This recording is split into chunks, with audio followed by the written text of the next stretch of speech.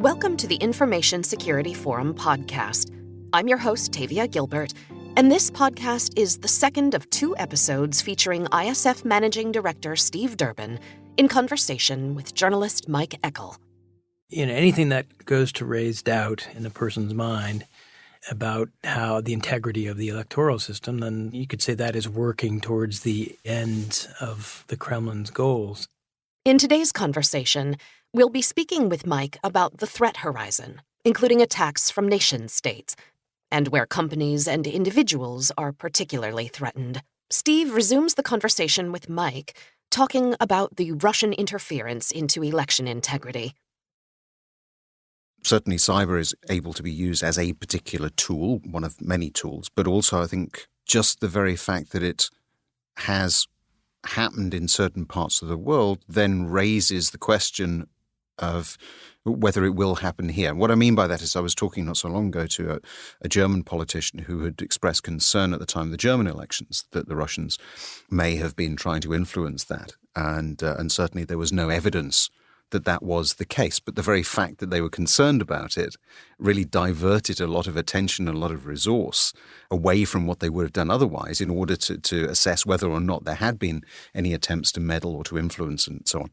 And I suppose that's already achieving part of the objective of upsetting the apple cart, if you like, within any kind of Western democracy. The fact that we have to be concerned about some of those things would be achieving part of the objective? Yeah, I'd say definitely. If there's any sort of question or doubt or uncertainty in anyone's minds about, were those votes counted properly in Ohio? Were those in 2016 or in the recent congressional elections here in the United States? What were the messages being spread on social media?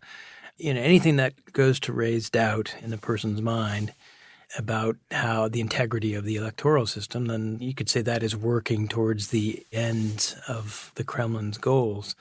The flip side of that, though, is also just this awareness, there's a prophylactic aspect to it, that people are sort of now aware that, hey, this meme that shows up on my Facebook feed saying, lock her up, Hillary's a crook, that may be simply a meme that was created by a bunch of Russian dudes sitting behind a computer in St. Petersburg and bought through Facebook's platforms. And so there's sort of a media literacy aspect to it, I think, that people maybe are more attuned to this than they were. Certainly where the platforms are concerned, we know this for a fact. I mean, the news that Facebook has been, bombarded with in recent weeks, that they were just blissfully ignorant or woefully ignorant about the breadth of the efforts by the Russians to use Facebook as a platform to spread confusion and discord. And,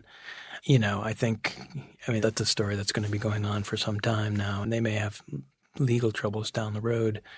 But I think the awareness of it, that serves a purpose. And I think I would argue that's a good thing, that people are cognizant of that. Now, whether that then also feeds into the distrust and lack of faith in the electoral process, that's a longer-term discussion. Look what's happened in the United States since the 2016 election. The congressional elections that happened in November 2018, I haven't seen any real discussion about, election manipulation or the results were falsified or that there were these, Russian-influenced dirty tricks that went on, and that the questions of the results, the Democrats taking the House and the Republicans holding the Senate, should be in doubt. And in fact, cyber researchers, private companies that have tracked this stuff for years have said that the Russians appear to have sat out the run up to the November midterm elections for reasons that aren't fully clear. So I think the discussion is still ongoing about is the integrity of the United States electoral system in question, or has it been fatally undermined for all time? I don't think it has been, and I think it'll take a couple more election cycles before we get sort of a larger, society-wide consensus that, things were bad in 2016, but, we've shored up our defenses and people have not lost all faith in the American electoral system. I mean, we're talking very much at the sort of political level. Let's drop it down a level or two. As a business leader, let's say of an organization that is heavily involved in critical national infrastructure, let's say a bank or a manufacturing organization, electricity, power generation, something like that. Should I be worried? Yes. I think you should be worried. To put it another way, you should be concerned. And if you haven't been up until now, then that should be even more concerning, because that means you're very, very late to the game as far as how these cyber actors are operating. In terms of how malware is being implanted in critical infrastructure like the electrical grid or dams, for example. We know that's happened. That's been talked about publicly, and in classified settings. And there is a slow realization, again, I'm talking about in the United States, I can't speak for other places, that there needs to be an internal response about how to isolate the malware, how to investigate how deep it is burrowed into a system. And then there's also the question of how do you respond to it. That's a question not necessarily for a private company, but for a government. But I think, yes, companies should be concerned. I don't think people need to start panicking and, unplugging every computer from their Ethernet and going back to ticker tapes and Post-it notes and telegrams. But I think people need to recognize that private companies need to invest in it. You're not, whether you're, JP Morgan Chase or Bank of America or Facebook, or you're, the mom and pop store that sells stuff through Amazon or eBay around the corner. I mean, you're at risk, and I think people should invest accordingly. Yes, does the mom and pop store need to go out and invest in, and massive extra server space and, firewall protection and active defense hacking measures? No, they don't, but they need to make that a part of their routine capital investments. And obviously for big companies, I mean, it's imperative. I mean, companies have been burned, Again, I mentioned JP Morgan and Bank of America. It was 2014 that they were targeted by Chinese hackers. I know for a fact that all Fortune 500 companies are shifting massive resources into things like server protections and firewalls and things like, active defense hacking. As I was coming up to New York, I read this long article in the New Yorker from the summer about this debate of whether companies should be allowed to hack back against either private entities or even public entities. And currently under U.S. law, it's illegal for a private company. Like if you're a computer company, you find a hacker in your system and you can sort of identify where he or she came from, it's illegal for you as a private entity to then go after that person and then try to infiltrate that person's computers or steal data from them or whatever. And there's been discussion about tweaking U.S. legislation to try and allow private companies to do something more than just sit on their heels and call up the FBI and say, hey, we've been hacked. Because, the FBI has limited resources, too, to go after all the, nefarious cyber activities that goes on in the private sector. So, yes, private companies should be concerned that you should be making reasonable investments in your cyber profile, in your own infrastructure. But I think doing it preemptively rather than waiting and discovering that your bank accounts have been emptied or your servers have been linked up to a massive botnet that's mining bitcoins and using those bitcoins to funnel money to Russian hackers. I mean, these things do happen. I think, being cognizant of this and doing something now instead of waiting until you're targeted, that makes all the sense in the world.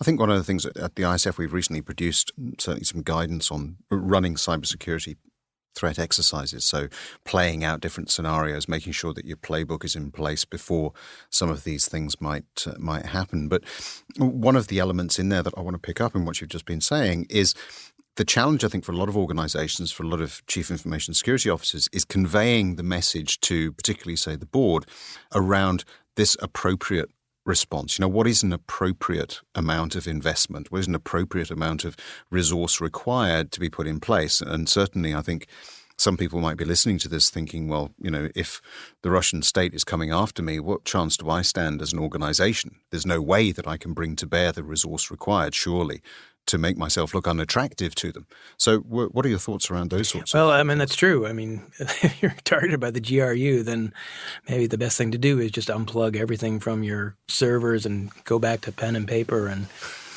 old, what were those smelly purple linotype copier machines that you used to, what were those called?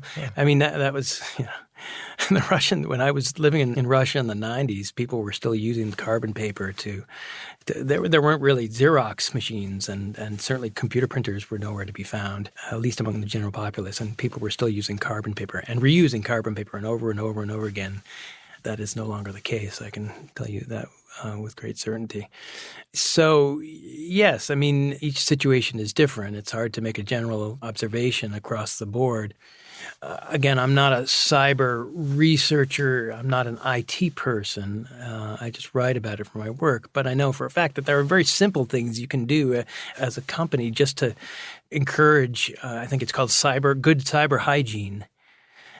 Things like two-factor authentication and drilling home to your employees that, you don't just willy-nilly click on something, some random link, because somebody you may have heard of sent it to you. They're sort of basic things that I think societally we're getting to that point where people understand that this is a norm, just like you get into your car, you put the keys in the ignition, and then you check your mirrors before backing out. People are getting to the point where they know that, hey, two-factor authentication is a good thing. Hey, I shouldn't be using password 12345 on every single social media account and every single computer account that I have in my home or my office. I mean, those are sort of simple, general, non-capital intensive investments that companies can make. And then the question becomes a question of scale and the dangers that you're facing. Again, the organization I work for, Radio Free Europe, is a persistent target of hackers, Russian first and foremost, just by virtue of where we report and broadcast and publish. And so it's certainly a running battle to stay ahead of the people that are looking to inject their malware into our systems and extract everyone's address book and contacts and emails and whatnot. So, again, the message I think would be is there are some really simple, easy cyber hygiene things that companies can do, small and large, that aren't difficult, and people should be doing them anyways, just as a matter of routine, given, in the year 2018, 2019. And then beyond that, it's a question of servers and firewalls and antivirus software and, threat surveillance tools, which would require more of an investment. That was the second and last of our two-part conversation series with journalist Mike Eckel. We'll be back again soon with another conversation with a business leader, a cybersecurity expert, or possibly a surprise guest.